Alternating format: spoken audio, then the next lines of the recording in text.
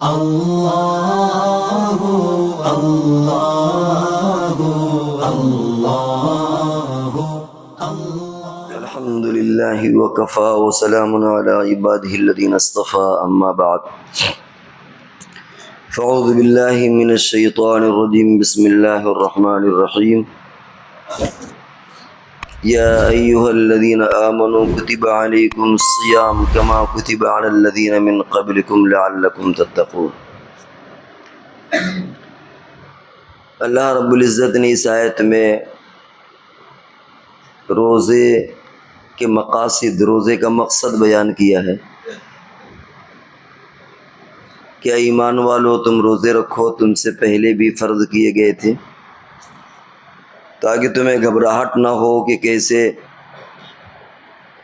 بھوکے رہیں گے، پیاسے رہیں گے، اور مقصد یہ ہے کہ تاکہ تمہاری زندگیوں میں تقوی آ جائے، تقوی پیدا ہو۔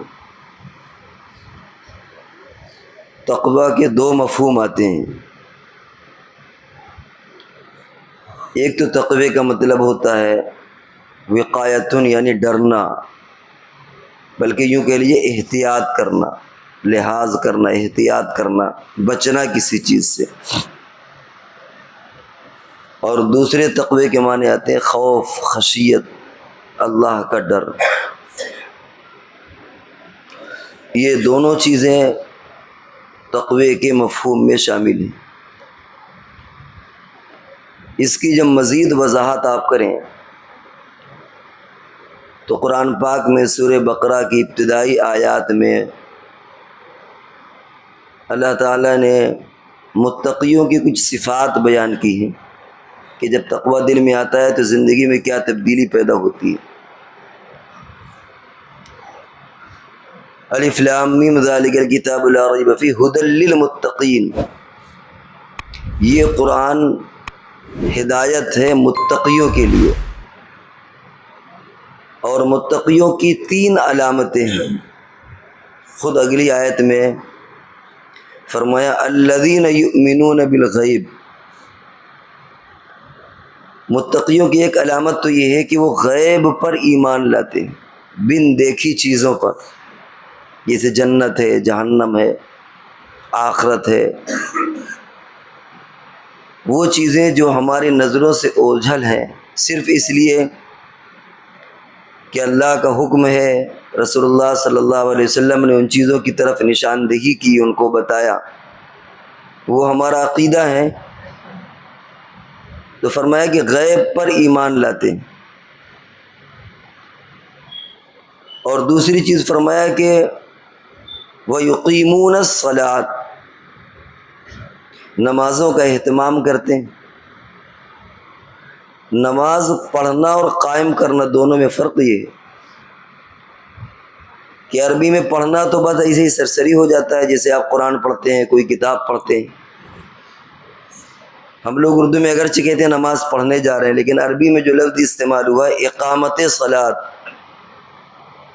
نماز کو قائم کرنا۔ قائم کرنے کا مطلب یہ ہوتا ہے کہ اس کو اس کے آداب کے ساتھ، اس کی رعایتوں کے ساتھ اس کو ادا کرنا۔ جیسے آپ مکان کی دیوار کھڑی کرے، کوئی بندہ پلر کھڑا کرے تو ایسے ہی نہیں کہ الٹپ کھڑا کر دیتا ہے، بلکہ باقاعدہ ساول سے اور جو اس کے ناپنے کے پیمانے ہوتے ہیں ان سے ناپ کر کے بہت اچھی طرح سیدھی دیوار کھڑی کی جاتی ہے، کالم کھڑا کیا جاتا ہے، ورنہ بلڈنگ بن نہیں سکتی۔ اسی طرح اقامت صلاۃ، نماز کو تم قائم کرو، یعنی اس کے آداب کے ساتھ، اس کی رعایتوں کے ساتھ تم پڑھو۔ اور تیسری چیز فرمایا یقیمون الصلاۃ ومما رزقناہم ینفقون، کہ متقیوں کی تیسری علامت کیا ہے کہ وہ اللہ نے جو کچھ بھی دیا ہے اس سے خرچ کرتے ہیں۔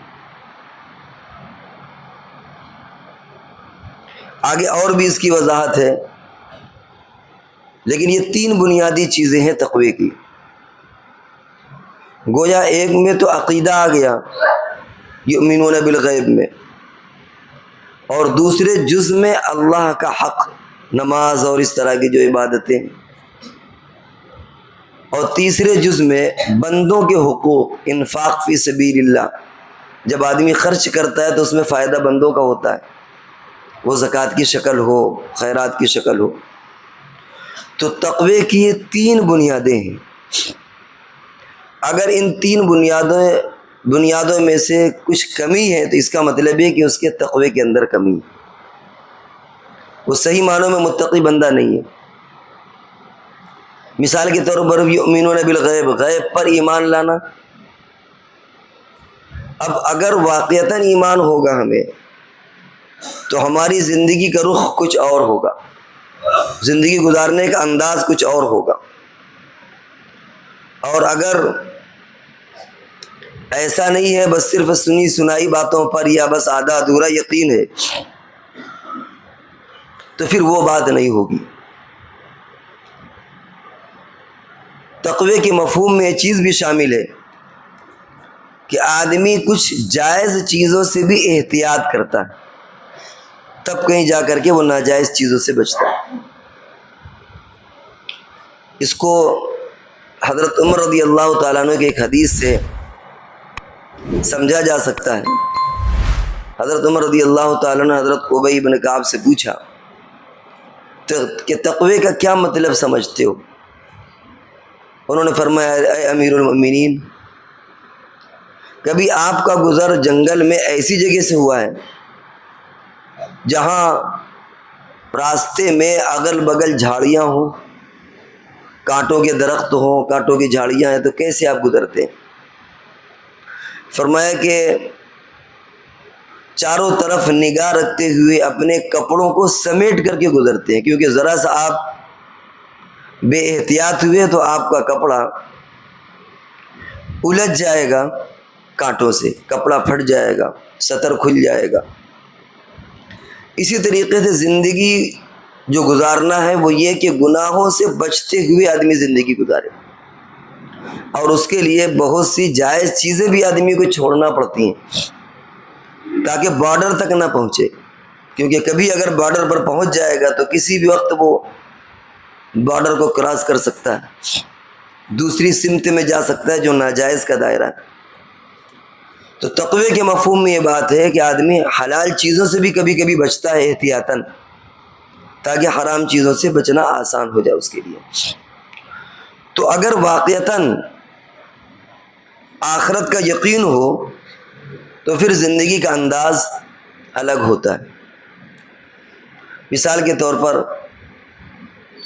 ہمارے اور آپ کے سامنے پلاسٹک کا بہت بڑا سانپ رکھ دیا جائے، اژدہا رکھ دیا جائے، اب کیا کریں گے؟ بچے کھیلیں گے اس سے، کوئی ڈر پیدا نہیں ہوگا۔ اگر میوزیم میں شیر کا بہت بڑا مجسمہ کھڑا کر دیا جائے تو کیا ہوگا؟ کوئی ڈر کے بھاگے گا؟ کیوں؟ اس لیے کہ یہ یقین ہے کہ یہ پلاسٹک کا ہے، اصلی نہیں ہے۔ لیکن اگر اصلی سانپ چھوٹا سا بھی نکل آئے تو بھگدڑ مچ جائے، آدمی ادھر ادھر بھاگے گا، کیونکہ اس کے سنگینی سے، اس کے زہر سے، اس کے کاٹنے سے، اس کی خطرناکی سے آدمی کو جان جانے کا ڈر ہے، بھاگے گا۔ تو واقعہ یہ ہے کہ اگر ہمیں آخرت کا ذرا سا بھی یقین ہو تو ہماری زندگی کا رخ ہی بدل جائے گا، زندگی گزارنے کا انداز بدل جائے گا۔ اسی لیے قرآن کی سب سے پہلی سورت میں جو سب سے پہلا حکم ہے وہ یہی ہے کہ ھدی للناس ھدی للمتقین، کہ یہ قرآن متقیوں کے لیے ہدایت ہے۔ لیکن متقی کون ہے؟ یؤمنون بالغیب، جو غیب پر ایمان لاتے ہیں، جنت، جہنم، آخرت، عقیدوں پر ایمان لاتے ہیں، کیونکہ جب تک یہ چیز پیدا نہیں ہوگی انسان دیندار بن ہی نہیں سکتا، اس کے اندر پختگی ایمان کی پیدا ہی نہیں ہو سکتی۔ جس طریقے سے پلاسٹک کے سانپ اور اصلی سانپ میں فرق ہے، اسی طرح واقعتاً اگر ہمارے ذہنوں میں آخرت کا یقین آ جائے تو پھر زندگی کا رخ بدل جائے گا۔ اور دوسری چیز فرمایا کہ نماز قائم کرتے ہیں۔ ظاہر بات ہے کہ ہم نے رمضان میں کسی حد تک زیادہ نمازیں پڑھیں۔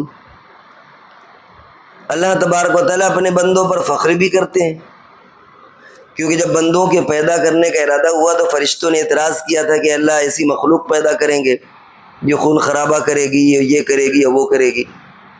تو اللہ نے فرمایا تھا انی اعلم من اللہ ما لا تعلم، انی جاعل فی الارض خلیفہ قالوا اتجعل فیہا من یفسد فیہا ویسفک الدماء ونحن نسبح بحمدک ونقدس لک قال انی اعلم ما لا تعلمون. اللہ نے فرمایا کہ جو چیزیں مجھے معلوم ہے تمہیں وہ چیزیں نہیں پتہ، کہ وہ انسان کس طرح اللہ کا خوف اس کے اندر پیدا ہوگا، کیسے وہ عبادتیں کرے گا، کس طرح وہ روزے رکھے گا.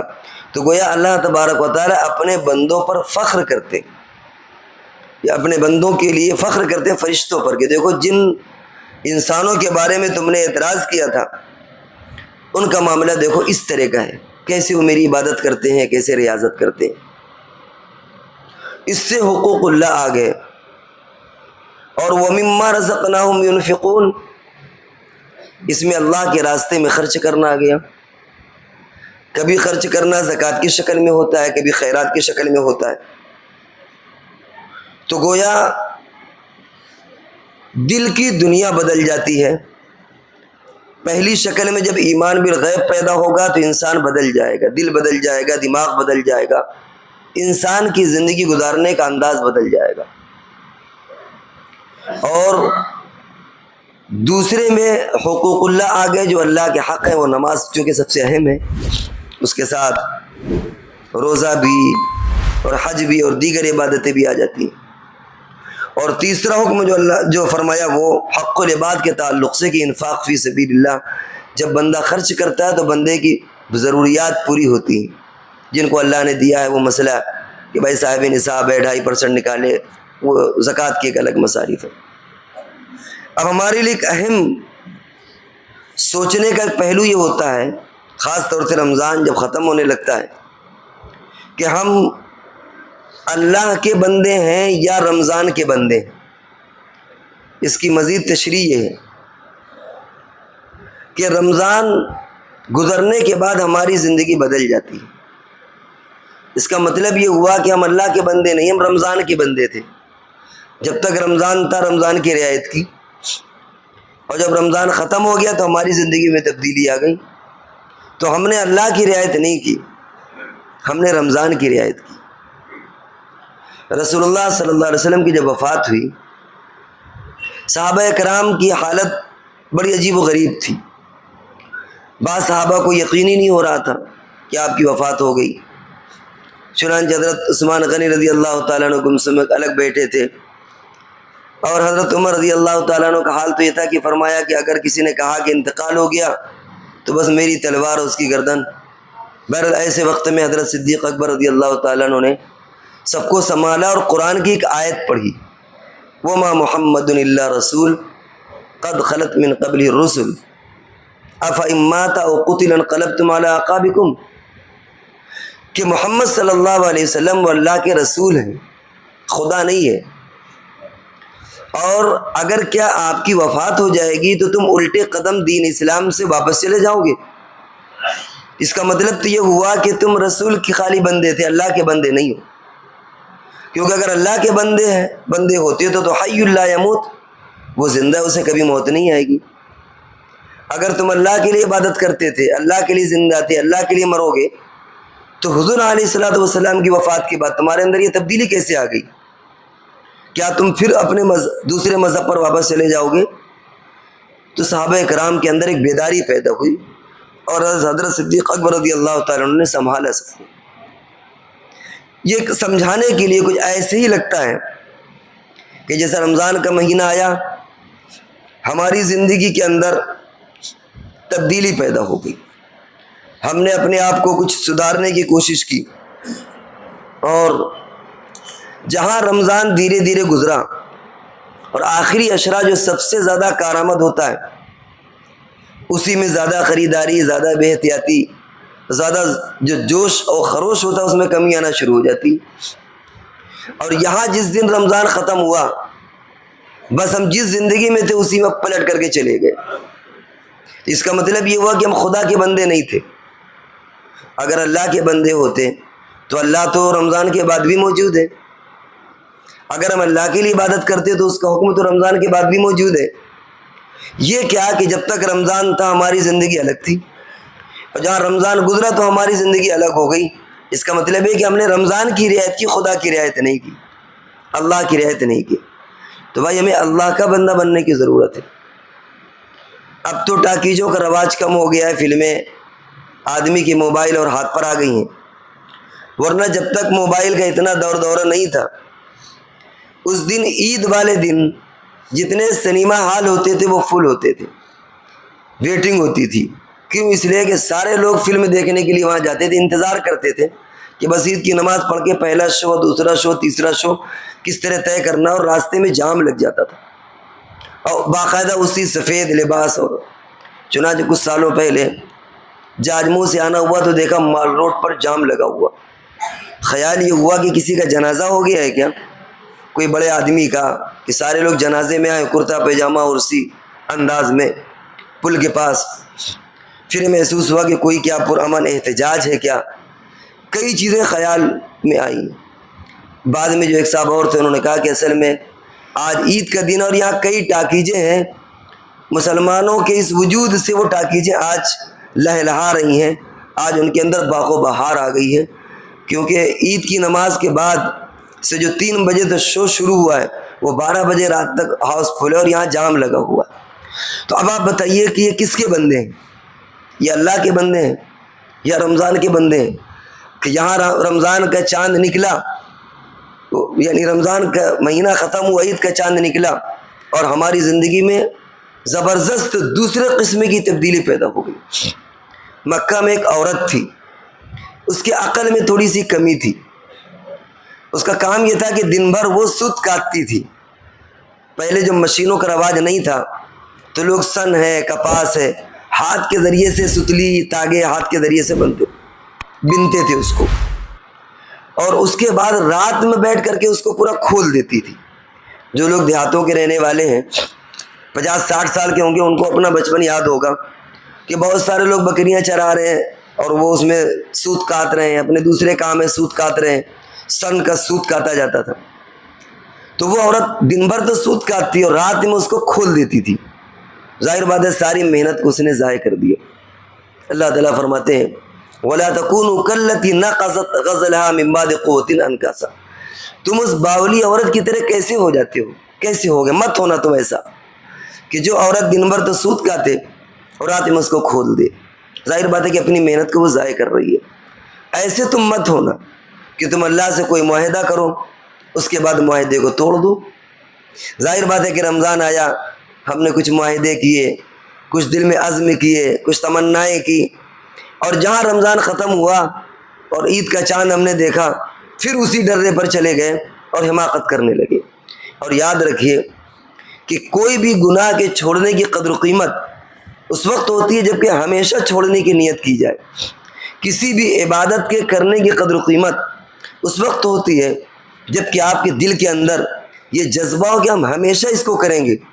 اگر وقتی طور پر کسی گناہ کے چھوڑنے کا ہے کہ ہم رمضان بھر چھوڑے رکھیں گے اس کے بعد پھر کریں گے، اللہ کے ایسے گناہ کے چھوڑنے کی قدر و قیمت نہیں ہے۔ اسی طرح اگر ہمیں کسی نیک کام کا جذبہ ہے، نیک کام ہم کر رہے ہیں لیکن ارادہ ہے کہ اسے خاص وقت تک کر رہے ہیں، اس کے بعد ہم اسے ترک کر دیں گے، تو اللہ کے یہاں اس کی بھی کوئی قدر و قیمت نہیں ہے۔ مختصر 1-2 منٹ کے اندر ایک بات اور سن لیں۔ ایک سوال کبھی کبھی پیدا ہوتا ہے کہ ایمان والے کو اللہ تبارک و تعالی ہمیشہ کی جنت دیں گے، اور جس کے اندر ایمان نہیں ہے اس کو ہمیشہ کی جہنم دیں گے۔ حالانکہ دنیا میں زندگی 60, 70, 80, 90 سال کی ہوتی ہے، لیکن جو عذاب یا ثواب ہوگا وہ ہمیشہ ہمیشہ ہوگا۔ حالانکہ کبھی کبھی ذہن میں یہ بات آتی ہے کہ اگر 70, 80 سال کی زندگی ہے تو اسے سزا بھی 70, 80 سال ملنا چاہیے، اور اگر 70, 80 سال کی زندگی اور نیک کام کیا تو اس کو جنت میں لطف بھی 70, 80, 90 سال ہونا چاہیے۔ ایسا کیا ہے کہ اس نے نعمت عبادتیں تو کی، ایمان تو لایا، اپنی زندگی میں جو بھی 100 سال کے اندر کی زندگی ہے، 100 سال کے قریب، لیکن اس کو جو انعام مل رہا ہے وہ ہمیشہ ہمیشہ کا مل رہا ہے۔ اور ایک شخص جو نافرمان ہے، نافرمانی تو اس نے کچھ وقت کے لیے کی لیکن اس کا وبال ہمیشہ ہمیشہ کے لیے مل رہا ہے۔ اگر کوئی آدمی ایمان کے اندر داخل ہو جائے اور اگلے دن اس کا انتقال ہو جائے تو آپ کہیں گے کہ ہمیشہ ہمیشہ کے لیے جنت میں، اور اگر کوئی آدمی اسلام کو چھوڑ دے اور اگلے دن اس کا انتقال ہو جائے تو آپ کہیں گے ہمیشہ ہمیشہ کے لیے وہ ناکام ہوا جہنم ہے. تو سوال یہ پیدا ہوتا ہے کہ اس کا جرم تو اتنا چھوٹا سا محسوس ہوتا ہے، سزا بہت زیادہ ہوئی، یا اس کی نیکیاں تو بہت کم محسوس ہوتی ہیں اور سزا زیادہ ہوئی. اس کی وجہ معلوم ہے کیا ہے؟ اس کی وجہ یہی ہے کہ جو ایمان والا ہے اس کے دل میں یہ ہے کہ اگر مجھے قیامت تک میری زندگی ہو تب بھی میں اللہ پر ایمان لاؤں گا اور ایسی زندگی گزاروں گا، اور اگر مجھے ہمیشہ کی زندگی دے دی جائے، کبھی موت نہ آئے، تب بھی میں اسی عقیدے پر مروں گا. تو در حقیقت اللہ تبارک و تعالیٰ جو جنت دیتے ہیں وہ اس 100 سالہ 60 سالہ زندگی کی نہیں دیتے، وہ اس کی جو نیت ہے کہ اگر مجھے 1,00,000 سال زندگی کے دے دے، اگر مجھے کروڑوں سال زندگی کی مل جائے اور ہمیشہ میں زندہ رہوں تو میں اسی عقیدے پر مروں گا، اللہ کا مطیع فرما بردار ہو کر. اس نیت کی وجہ سے اللہ تبارک و تعالیٰ اسے جنت دیتے. اور جو بے ایمان ہے، اللہ پر یقین نہیں ہے، اس کی نیت میں یہ ہے کہ میں ایسی کفر کی زندگی گزاروں گا، تو چاہے وہ اگلے دن مر جائے، لیکن چونکہ اس کی نیت میں کیا ہے کہ اگر مجھے 1000 سال زندگی ملے، مجھے 1,00,000 سال زندگی ملے، میں اگر ہمیشہ زندہ رہوں گا تو اسی کفر کے ساتھ زندہ رہوں گا، تو اس کی نیت کی وجہ سے ہمیشہ ہمیشہ کی جہنم ہے. تو اگر ہم رمضان میں ہم نے یہ نیت کیا کہ ہم رمضان تک ہم عبادت کریں گے، رمضان کے بعد کمی آ جائے گی، تو اللہ کے ایسی نیت کی کوئی وقت نہیں، ایسی عبادت کی کوئی بہت قدر و قیمت نہیں. اسی طرح اگر ہماری نیت یہ ہے کہ ہم رمضان بھر گناہوں سے بچے رہیں گے اور جہاں رمضان ختم ہوا پھر گناہ کرنے لگیں گے، تو اس گناہ کے چھوڑنے کی بھی اللہ کے یہاں کوئی قدر و قیمت نہیں ہے، کیونکہ اللہ تعالیٰ دل دیکھتے ہیں. اس لیے بھائی ہم رمضان کے بندے نہ بنے، ہم خدا کے بندے بنے. اللہ تبارک و تعالیٰ کی ذات حی لا یموت، وہ زندہ ہے، کبھی نہیں مرے گی. اگر ہم اللہ پر ایمان لائے، اللہ کے لیے عبادت کرتے ہیں، تو کیا رمضان اور کیا غیر رمضان. اگر ہم اللہ کے لیے ہم نے گناہ کو چھوڑا ہے تو کیا رمضان اور کیا غیر رمضان. ہمیشہ ہمیں گناہوں کو چھوڑنا ہے، عبادت کرنا ہے. اور اگر ہم نے رمضان کی رعایت کی ہے تو ٹھیک ہے، پھر اللہ تعالیٰ میدان محشر میں کہیں گے کہ جاؤ رمضان اگر کوئی چیز ہے تو رمضان ہی سے جا کر کے اجر لے لو، تم نے میرے لیے تو کیا نہیں تھا، تم نے تو رمضان کی رعایت میں کیا تھا، لہذا جاؤ اس اجر کا ثواب بھی اسی رمضان سے جا کے لے لو، اور اس گناہوں سے بچنے کی جو خوبیاں تھی وہ بھی جا کے رمضان سے لے لو، کیونکہ تم نے تو رمضان کے لیے کیا تھا، میرے لیے نہیں کیا تھا. اس لیے ہمیں یہ جو تقوی کا مفہوم ہے، اللہ کا ڈر، اللہ کا لحاظ، وہاں رمضان بھی مد نظر نہیں ہونا چاہیے، وہاں کوئی اور شخصیت بھی مد نظر نہیں ہونا چاہیے، وہاں پر کوئی مہینہ، کوئی بابرکت جگہ، کوئی چیز بھی مد نظر نہیں ہونا چاہیے. اس مضمون کو اگر اور پھیلائے تو ہم اگر حرم میں جائے وہاں عبادتیں کریں اور یہاں آ کر کے چھوڑ دیں تو گویا ہم نے حرم کی رعایت کی، اللہ کی رعایت نہیں کی. ہمارے ذہنوں میں تو خدا ہونا چاہیے، کیا حرم اور کیا غیر حرم. اگر ہم خدا کے لیے عبادت کرتے ہیں تو حرم میں بھی کریں گے، غیر حرم میں بھی کریں گے. اگر ہم اللہ کے لیے گناہ کو چھوڑتے ہیں تو کیا مکہ اور کیا آپ کا ہندوستان، ہر جگہ ہم گناہوں کو چھوڑیں گے. تو ان پہلوؤں کو بھی ہم ذہن میں ڈالیں. اصل تقوی کی حقیقت یہی ہے، یہی رمضان میں ایک چیز سکھائی گئی ہے. یا ایھا الذین کتب علیکم الصیام کما کتب علی الذین من قبلکم لعلکم تتقون. الف لام میم ذلک الکتاب ھدی للمتقین الذین یؤمنون بالغیب ویقیمون الصلاۃ ومما رزقناہم ینفقون. تو یہی در حقیقت تقوی کا مفہوم ہے. اللہ تبارک و تعالی ہم سب کو تقوی کے مفہوم کو سمجھنے کی اور اس پر عمل کرنے کی توفیق عطا فرمائے.